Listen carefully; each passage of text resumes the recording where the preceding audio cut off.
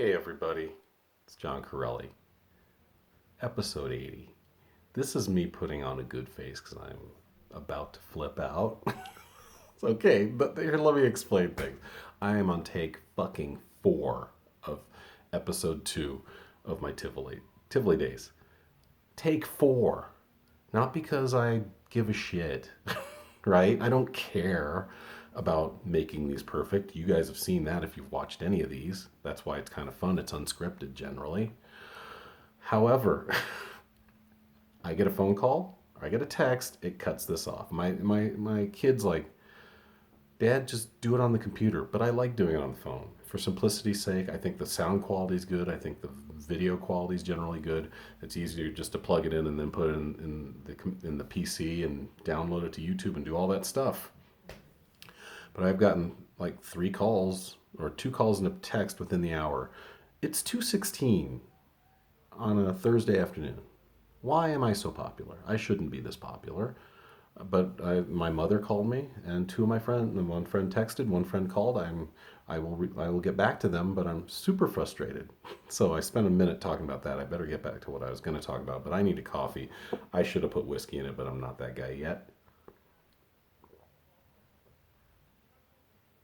Great mug. Okay, here we go.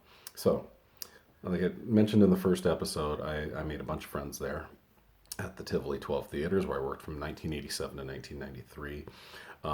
We talked about a lot of bodily fluid stuff in the first episode, and I want to tell you one more or 2 more stories about the other bodily fluid that you deal with the most at a movie theater, and that's vomit. Because think about it, people get popcorn, they get soda, they get candy, and then that's often after a full meal, like eating out and then going to a movie, right?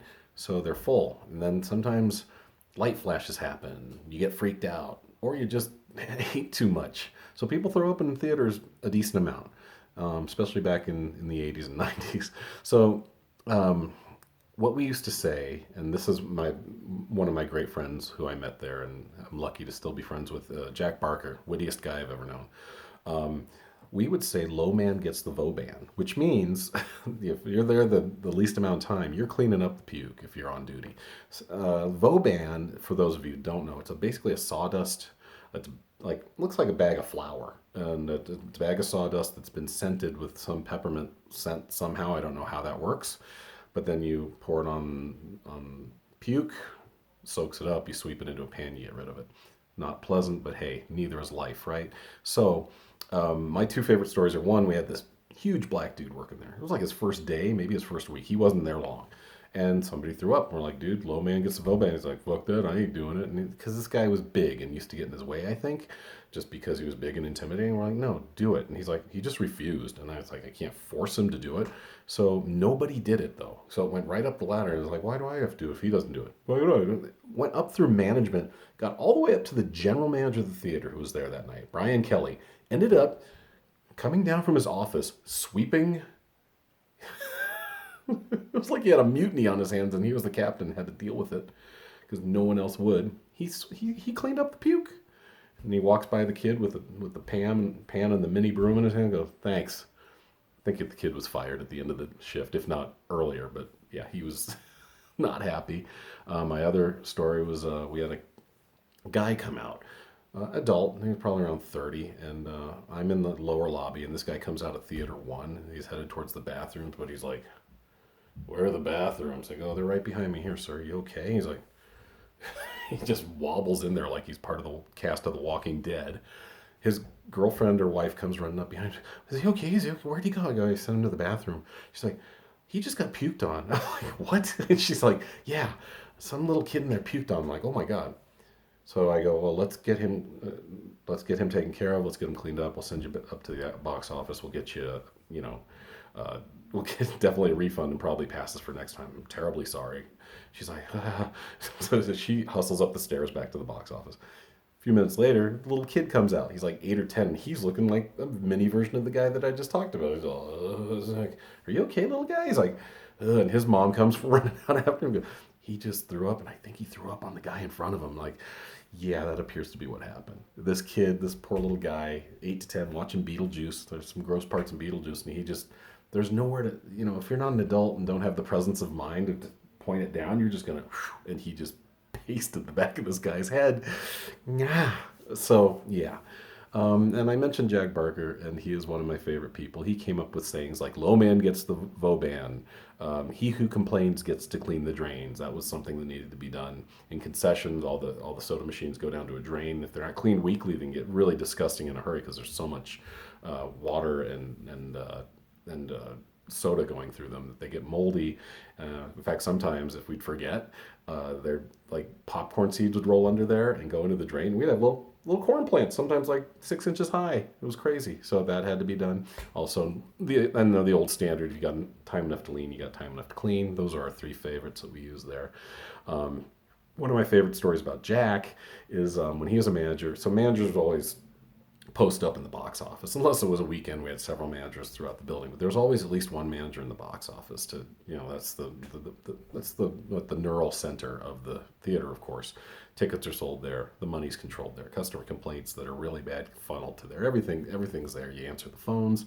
It's busy. So one time, and we had this other crazy lady. I mentioned Limp Along in episode 1. Well, this lady, I don't know what we could call her, but she was crazy, and I'm not trying to be mean or disrespectful to people that have mental issues, but that was the term of the day in the 80s and 90s. She just had issues. She'd come on weeknights, maybe once or twice a week, and so she was even more of a focal point because it's less busy during the week. And she would just start talking to the concessionists or the ushers or the manager or whoever she could. And we're just like, "Ma'am, here's your ticket. Please just go to your movie and enjoy it." She never caused a problem in the theater that I can remember. She just super needed someone to talk to, and I don't think she had a driver's license because she would go to our payphones in the lobby and call a cab. And one time she couldn't get the payphone to work, or she was dialing wrong or something. We don't know what happened, but she got all frustrated, and the box office was like 10 feet away from the payphones, and Jack was there, and she goes, and she didn't have social graces because crazy people don't have social graces. She's just like, "Call me a cab," and Jack's like, "You're a cab." And we all heard that and lost our minds because it was hilarious. But I think he did be nice and call her cab. So, which leads me to my my most rude treatment of a customer experience as a manager myself. This is probably around 1990, 91, 92. And we had a movie. It was the last showing we were ever going to have of this movie. It was Thursday night. It was the last show, probably 9:30, 10 o'clock. For whatever reason, it wasn't getting on screen. On the walkie-talkie, because I had mentioned the multi-level deal that, Jesus, sorry, I can't make words right now. But it was 5 levels in this theater, two with projection booths, 2 with theaters, and then the other one that was the main lobby. And so I'm on the walkie-talkie trying to get to my projections. Why can't you get this on screen? And his name was Roy Hernandez. I couldn't get a hold of him. And I think Renee Schmelzley was my chief of staff, which is like the assistant manager. I go, "You got to find Roy. I got customers coming back. It's supposed to be on screen 15 minutes ago. What the hell?" And he calls me back. And he's finally like, I can't get on screen. I don't know." And he tried to get me the details of the problem. I was like, "I don't care. You can either get on screen or you can't." So he says, "I can't. Sorry." We only had about a dozen people that night that were going to see this movie. And like I said, it was the last time we were going to have it because movies back then ended on a Thursday, and you got a new crop of movies starting Friday. So, you clean out the movies that weren't making money, bring in the movies that were going to start new. And so, so these people come out, mostly reasonable people, and I tell them, "Hey, sorry about this." I go, "I'll give you a refund now, and then you have an option for passes at a later date, or you can watch another movie tonight for free." And this guy goes, "I want my money back. I want passes for future, and I want a free movie tonight." I go, "No, I'm giving you two for one. I'm not giving you 3 for 1." And the guy goes, "Well, I'm a lawyer." And you could tell even some of the people that were on his side a second ago were like, "Fuck this guy." And I literally got my hands in his face and went, "Good for you. You're a fucking lawyer." I didn't say fuck him. I said, "Good for you. You're a lawyer. Do you want passes or do you want your money back? Make a choice, right? Or do you want passes or do you want to see another movie tonight?" I gave everyone their money back. But that was very satisfying. That was my favorite moment as a manager, being a dick to a dick. So there's some more stories. Probably come up with a couple more, but for now, that's part 2 of my Tivoli 12 days. Thanks for listening, you guys. We got through take 4. Nobody called, nobody texted. I'm very happy. All right, have a great day, night, or whatever you're having. Talk to you guys soon. Peace.